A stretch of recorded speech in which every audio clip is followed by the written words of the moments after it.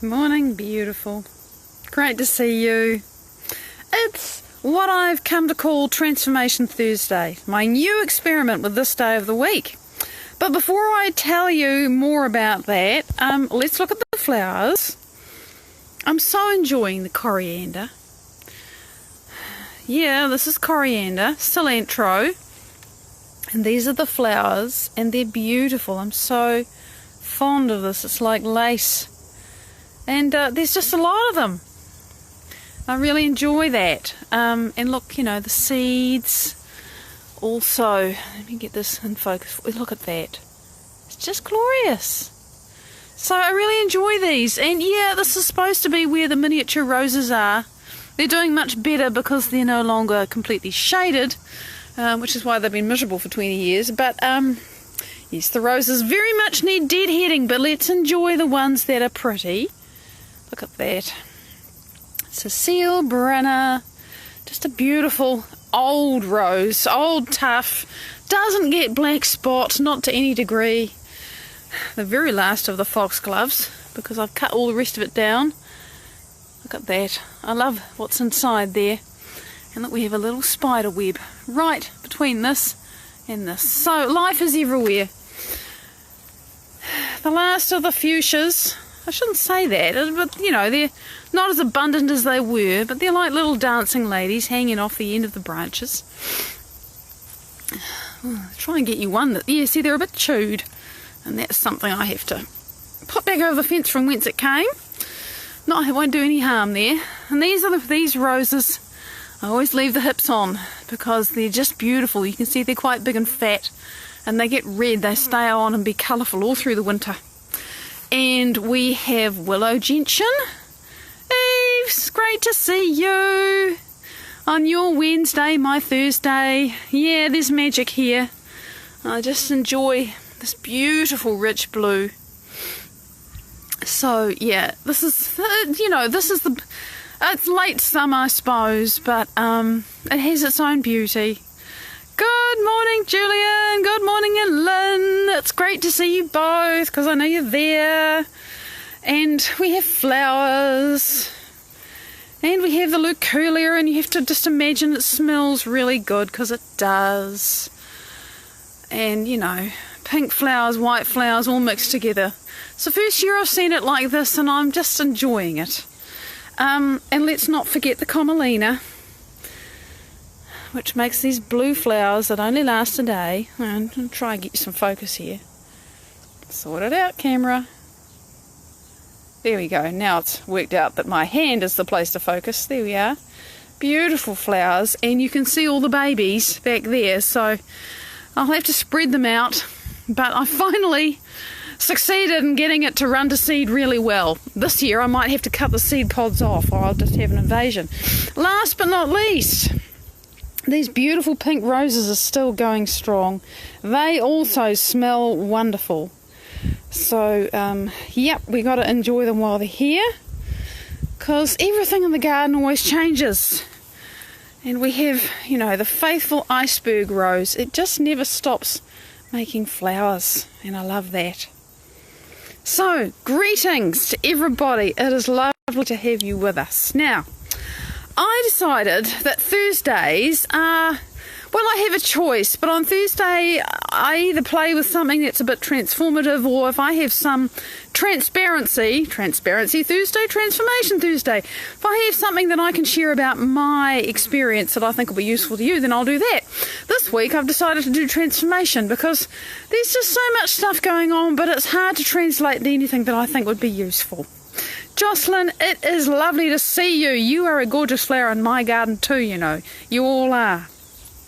So I was just sort of thinking, and actually I went to my YouTube channel and scrolled back through the videos and thought, I'm looking for something, and something jumped out at me about self-love and self-worth, and I thought, let's do that. Okay, lovely to see you. Because loving yourself and being in love with yourself, and that doesn't mean being arrogant, having your head stuck up your ass. It means truly loving who you are is the kind of precursor to being able to receive anything else that you actually want. Because the universe can only give us that which we truly feel worthy to receive. Jen, great to see you! And if it's not there, somehow, speaking to myself here, I don't feel worthy of it. Because if I did, it'd be here. And it would be here because I would feel so worthy of it and feel so whole and so complete and like I have it inside myself that there'd be no question about it. I don't really know how to explain what I'm feeling about this. It's like the thing is here when I am the person where the thing is there. And when I am that person, the thing is there, even if it's quote unquote not. It's going to be very soon. It's a quantum thing. So I thought, let's actually do something together. Let's just have a bit of an online thing together where we create some of that for ourselves. Because no matter how much love you have or haven't experienced in your life, there is always more. So wherever your starting point is, there is more. And if that statement for you is like, yeah, more, a whole lot more or nothing, then that's fine, that's okay, just acknowledge that response. Yeah, if we know it deep down, if we know it in our souls, if it is who we are, that we have a thing, we are not going to go looking for it. Quite right, Kay. That's absolutely right. And this is something that I am absolutely working with and creating and exploring and becoming in myself, is knowing it deep down. And the deep down knowing really is about feeling loved and feeling whole and feeling worthy. So I thought, let's play with that today. Now, to feel more loved and more whole and more worthy than you are accustomed to feeling, well, you actually have to stop feeling like yourself. You have to stop being who you're used to being. You have to, you have to somehow shut all that up, right? And of course, I've just been in the unified field doing that because I woke up this morning and I had a good night's rest. And it was interesting because I woke up quite clear and calm and just doing the things that I needed to do before I could sit down and meditate. And I could feel those default mode networks in my brain that try to tell me all sorts of bullshit starting to crank up, and I thought, no. So anyway, we've got to stop being who we are and become someone else. So let me not talk about it too much. How are we going to start? Well, we're going to start how I almost always start myself when, I choose something in my meditation practice that's going to get me heart-centered. Let's start with that. Because if you as Joe Dispenza says, if your heart is your creative center and you want to create something, well, you'd better make sure your heart is open and activated. So let's do a little bit towards that. And if you think, oh God, opening my heart, that's not something I can do, I don't know what elevated feelings feel like, that's fine. Don't panic. I've been practicing it for a while. It's a skill to feel good. So if feeling good is not your natural thing, don't sweat. You're practicing a skill, okay? Everything gets easier with practice.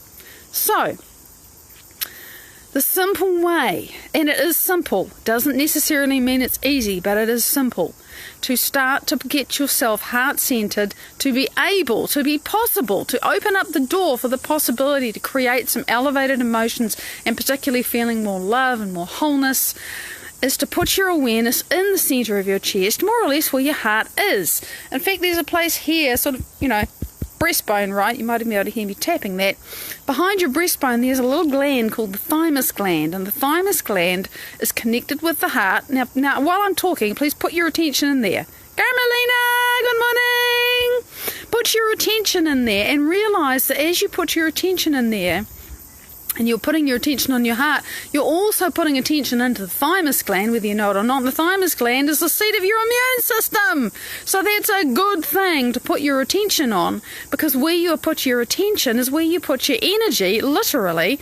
Because when you put your attention on any part of your body, the corresponding part in your brain that relates to that lights up. It gets energized. So literally, you are adding energy to that place in your body because your brain lights up in response to your attention. So put your attention in your heart, and most of you know what's coming next. Breathe in and breathe out of that place. And this can feel weird and strange if you haven't done it before. It certainly did for me for more than a little while, but just keep poking at it. And the reason why it feels weird and strange, Laura, Eric, g'day! It feels strange because you haven't done it before, and that feeling of, I don't quite know how to do this, is literally in your brain having to make new neural connections to allow you to have a different experience. That's what happens when you have a different experience. Your brain has to make some new hookups. So put your attention in your heart and breathe in and out of there. Andrew, good morning, gorgeous being. You know about this. Many of us do. It's not like most of us have played with this one way or another. But keep doing it. Put your attention in there. And as you do, as you breathe in, it's a lovely awareness to have the thought that the breath, it makes something get bigger. Now, I'm not going to specify what it is because I was going to, and then I thought, no, it's different for everyone. What is it that gets bigger for you as you breathe in with your attention in your heart? Is it your heart itself? Is it a light that you sent because there's an energy center there, right? Is it the energy, the vibration, the vibe, the feeling of your heart? What is it that gets bigger as you breathe in? And as you breathe out, can you imagine that the release of allowing the air to breathe out of you also allows that getting bigness to get a little bit bigger? So you're just allowing the thing to grow. Even though you're breathing in and out, it's not like it's sort of a swell and collapse. It's just getting bigger as you breathe. And it's a pulse and it's a flow. Your breath, it comes with energy, it goes with energy, and you're feeling and creating through your imagination, but also because you are activating neural nets as I talk you through this about how that flow might feel and what the space that's in my heart getting larger might feel like, or if there's a light there, is it brighter, or if there's a sound there, is it louder, or if there's a movement there, is it moving more, or is it changing, So you're putting your awareness there, and you're having the intention and the thought and the allowance that as you breathe, the energy in that space grows and increases, and it is no longer just within your chest. It's now starting to expand so that it's within your chest and it's also around your body. Can you feel it around your shoulders as you breathe? Can you feel it in front of your chest and behind your back? Can you allow this heart space to get bigger so that it is both within you and also around you? And so you're placing your attention on both places at once. Sanchia, you know how to do this. It's gorgeous. Huge space inside, huge space outside. That's another way to play with it. Just depends what you're used to thinking and feeling and exploring with this. And yeah, it is really good if you can make the space really, really big and really, really huge, and it's still that hugeness is within you and around you in all directions. Absolutely. It's bigger than the house. Yes, that's another way to do it. It's just to, you start inside your chest, and then you move your awareness to the space around your body, and then you move your awareness to the space of the room that you're in, and then you move your space to the size of the building, and then how much bigger can you go? Can you be as big as your suburb or your city or the whole country? Oh, there's a bin being moved. Because there's noise, Can you go past that? Can you go to as big as the whole planet? Can you go through the planet from your heart to the other side? Can you go out to the stars in the universe? How big can you allow your heart space to become? Galaxies, yes, nebulae, massive amount of space and all of that beauty out there, and it's all inside and outside your heart, and the anxiety does crumble. Because as you open your awareness, the brain becomes more coherent and anxiety stops. You're absolutely right. So this is another huge bonus that you get from doing this. It's why it's transformative, because you're changing how your brain is working. You're making your brain work better. And it's so good. So, keep breathing in and out of your heart. You're going to make your heart more coherent. And you open your focus from that space inside your heart. And you know, you can get so big that you get beyond the galaxies, and you get beyond the stars, and you get beyond the black holes, and there's nothing at all. And that's my favourite place. When there's just nothing. There's no me, there's no you, there's no space, there's nothing. There's just the void, as big as the universe and back. Just the void. And in the void, there is another huge heart, the universal mind, the universal heart, and it's there. So just imagine that. Now you might be familiar with connecting with that sense. Heather, good morning, gorgeous. You might be familiar with connecting with the sense and the awareness of a universal mind that is dreaming everything, imagining, creating everything, with enormous love and wisdom and everything else. Or you might not. So if you are familiar with that sense of that mind and that awareness, then you know what to do. You know to connect to it. If you don't, imagine that you take away everything you can see. There's no light. There's no matter. There's no planets. There's no people. There's no stars. There's no galaxies. Nothing. Nothing at all. There's no sound. There's no smell. There's no taste. There is nothing at all. And all you have left is this void. But it's not empty. It's empty of matter, but it's not empty of awareness, and it's not empty of information. And it's that. It's insubstantial. And it's right inside you in your heart center, and it's all around you. And it's more real than everything you can see and taste and smell and touch and feel. It's more real than all of that. And it's intelligent love and loving intelligence. And what happens as you start to get heart-centered and you open your awareness,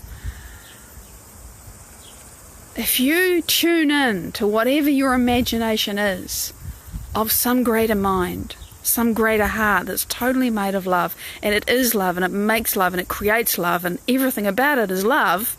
But remember, it's not love in the sense that you ever know. It's love way beyond your comprehension. It's going to start paying attention to you. It wants to pay attention to you, and you know what? It loves you. Incomprehensibly, beyond your wildest imaginations. It loves you.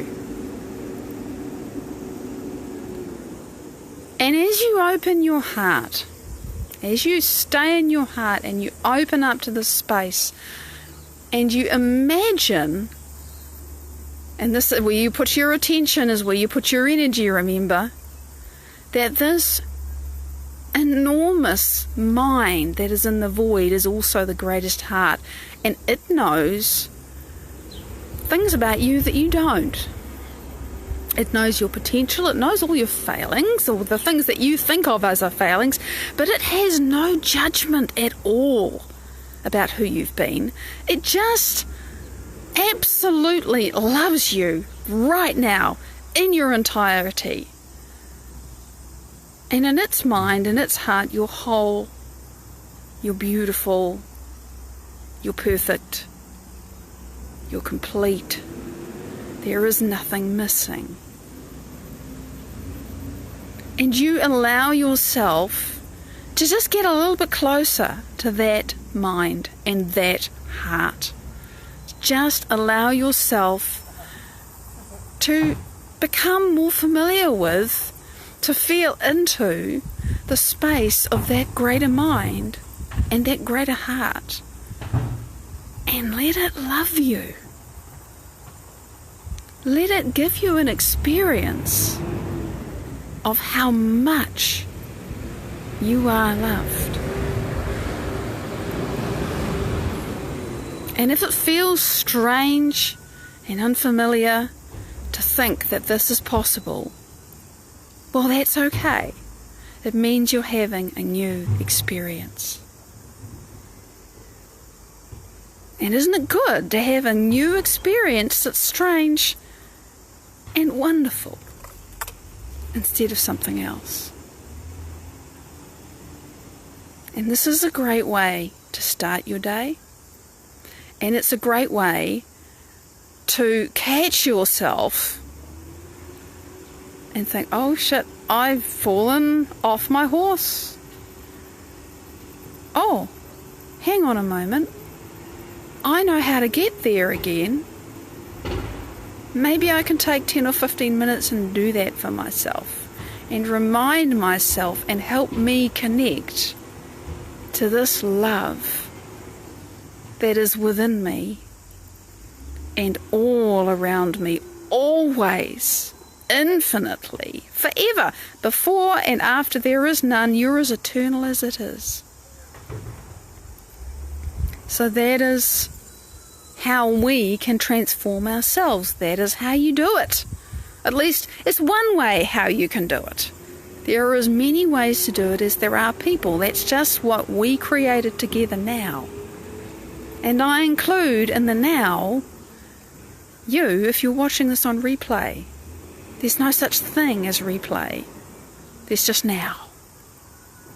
So let yourself feel how much the greater mind and the greater heart loves you. Because you're right, Andrew. It does happen faster. We get better at flicking the switch. So there you go. It's your Thursday transformation. And this is what you can do for yourself. I guided you through it. It's always easier with guidance. You know, you can come back to the replay. But this is how we do it. And you can do it with your eyes open. It's even better with your eyes closed. But at the end of the day, you've got to open your eyes and stand up and walk through your life and do things and deal with stuff. And if you stay in your heart and remember this feeling, and practice it, it's going to get easier because it's a skill and you can do it. Big love. I'll see you tomorrow. Bye-bye.